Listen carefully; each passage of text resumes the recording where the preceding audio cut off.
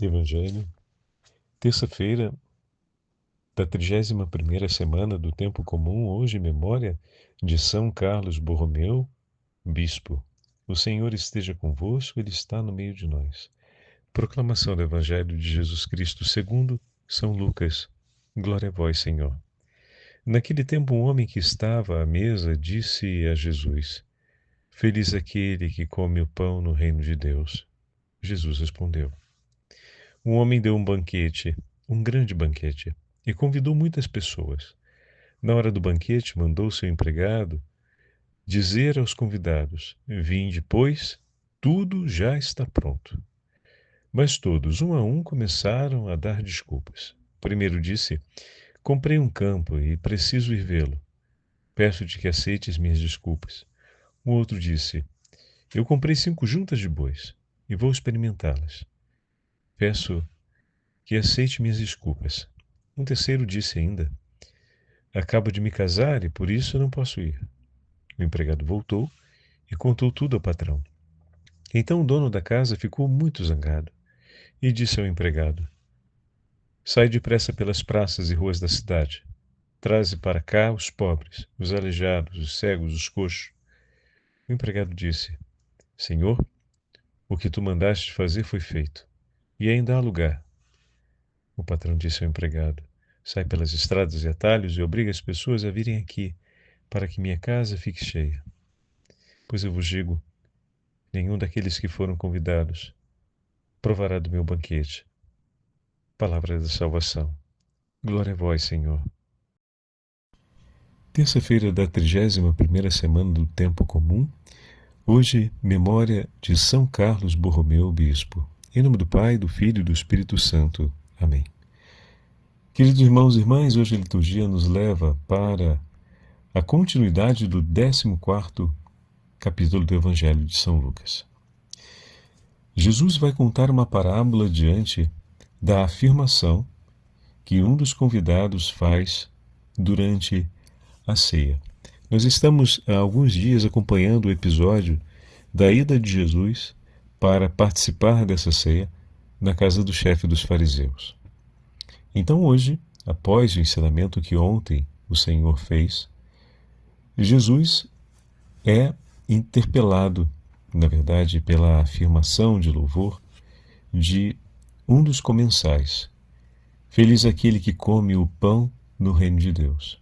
E Jesus, então, vai contar uma parábola, como vai nos ensinar Santo Ambrósio, que vai mostrar de maneira clara que o reino de Deus foi oferecido a todos, mas alguns, por livre escolha, se excluíram dele.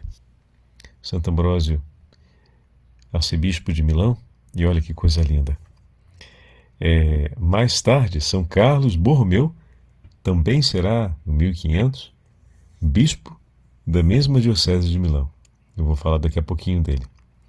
Mas Santo Ambrósio, por volta do 390, escreve essas palavras comentando o Evangelho de Lucas.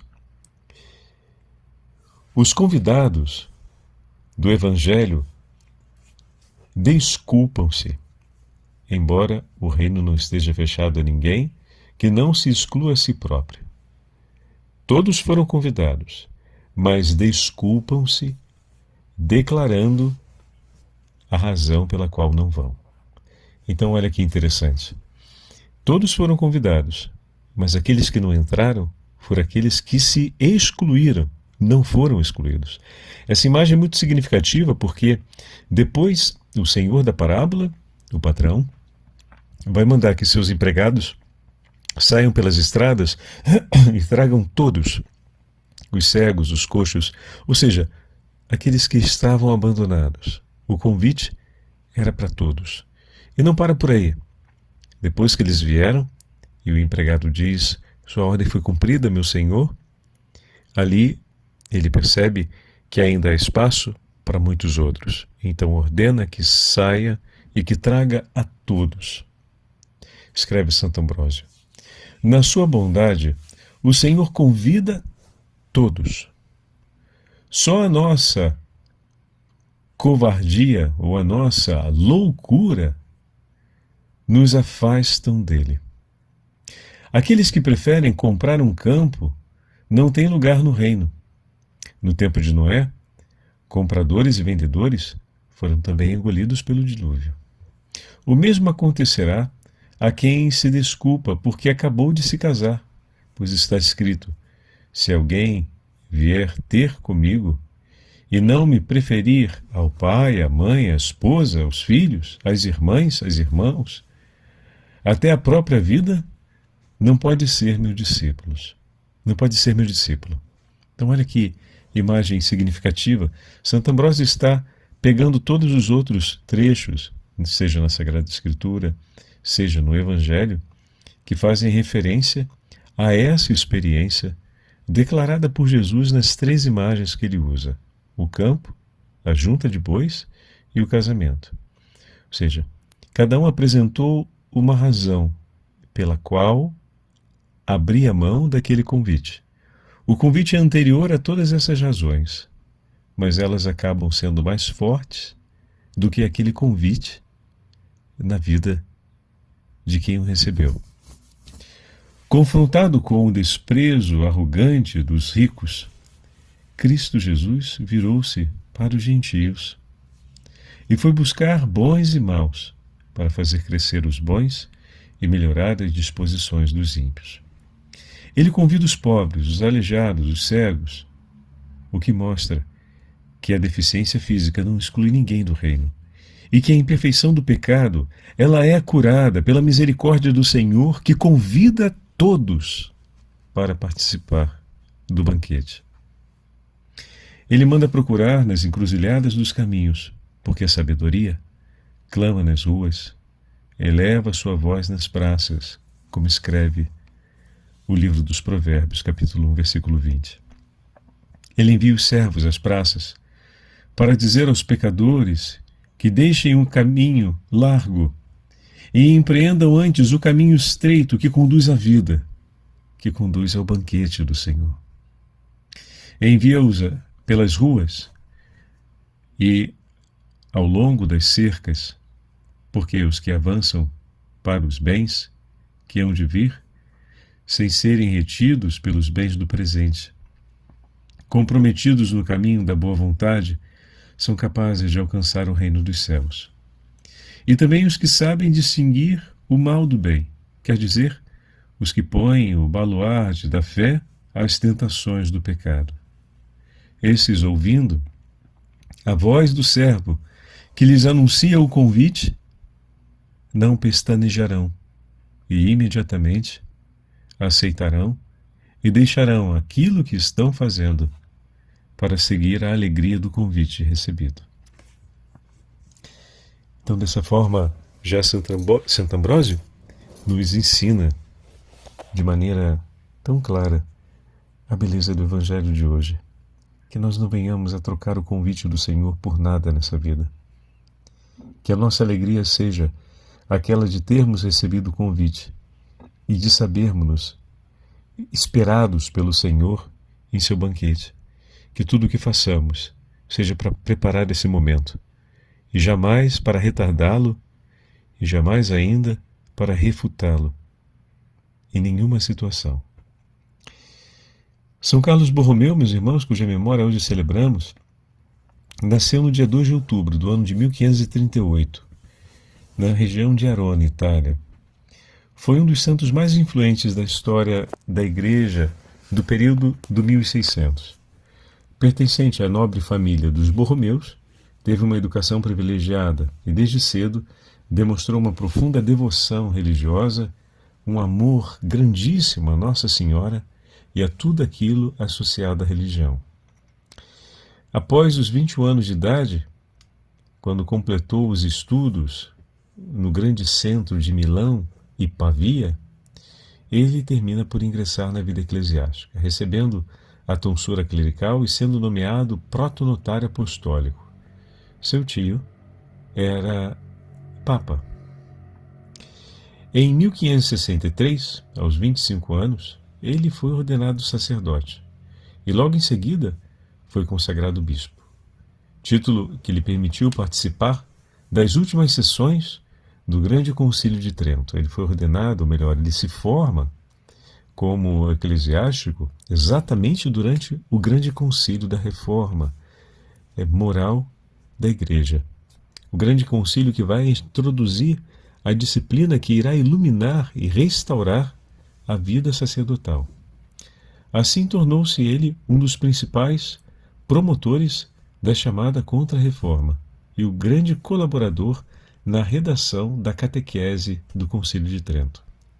Pouco tempo depois, seu tio, Papa Pio IV, o nomeou cardeal e incumbiu ele de várias responsabilidades importantes na Cúria Romana, inclusive aquela que será o primeiro prefeito da hoje conhecida Congregação para o Clero, ou Dicastério para o Clero, que na verdade era para a disciplina da vida sacerdotal. Caberia a São Carlos Borromeu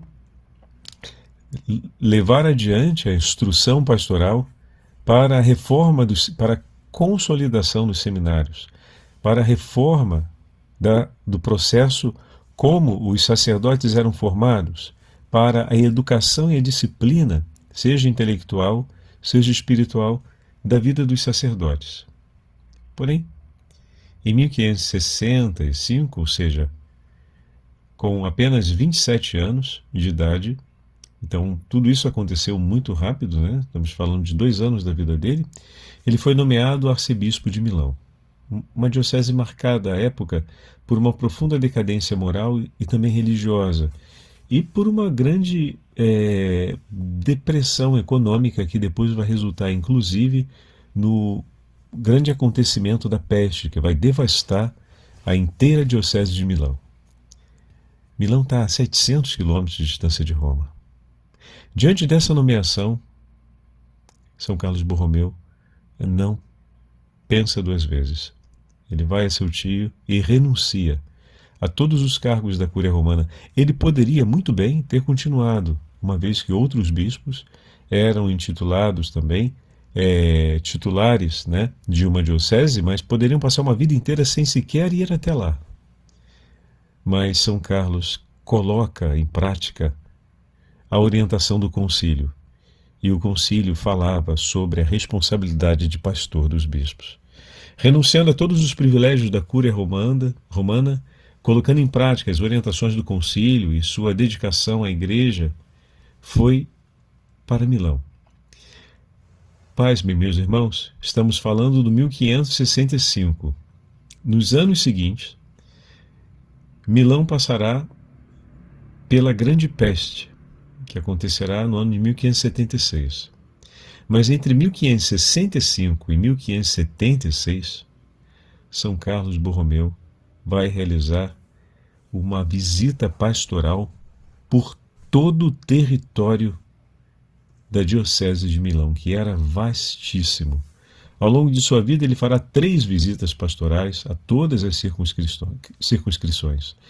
Ele fundou seminários para ajudar a formação dos sacerdotes, construiu igrejas, escolas, colégios, hospitais, casa de abrigo para órfãos, fundou a Congregação dos Oblatos de Santo Ambrósio, sacerdotes regulares, e distribuiu aos pobres toda a riqueza da família Borromeu que estava ao seu alcance por titularidade. São Carlos Borromeu ficou também conhecido pela sua grande humildade, caridade e dedicação aos pobres, e pela sua grande entrega à confissão como bispo. Estava sempre a confessar os fiéis, e depois o seu grande ato de heroísmo e de fé no Senhor durante a epidemia da peste de 1576. Não só estabeleceu hospitais de emergência para curar os doentes, como também ministrou ele próprio a ajuda espiritual e a unção, a assistência médica e alimentar a todos os enfermos abandonados pelas ruas à morte por conta da peste, arriscando a sua própria vida em auxílio dos que mais necessitavam. São Carlos Borromeu sempre foi um grande testemunho do heroísmo e da virilidade sacerdotal. Que grande entrega de amor viveu São Carlos Borromeu. Peçamos a intercessão de São Carlos para que os nossos bispos sejam sempre homens inflamados do Espírito Santo, destemidos na hora de amar e completamente entregues ao cuidado amoroso do rebanho. Suas palavras hoje na liturgia das horas, recordamos o seu sermão aos sacerdotes, com palavras amáveis e afáveis, mas ao mesmo tempo duras e cheias de energia.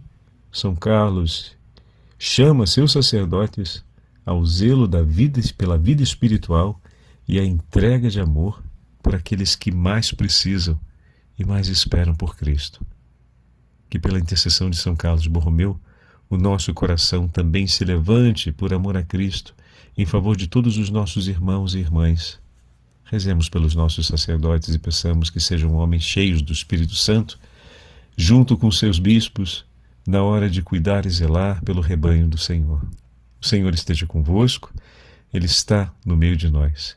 Pela intercessão de São Carlos Borromeu e da Imaculada Virgem Maria, a Santa Mãe de Deus, desça sobre todos vós a bênção do Deus Todo-Poderoso, Pai, Filho e Espírito Santo. Amém.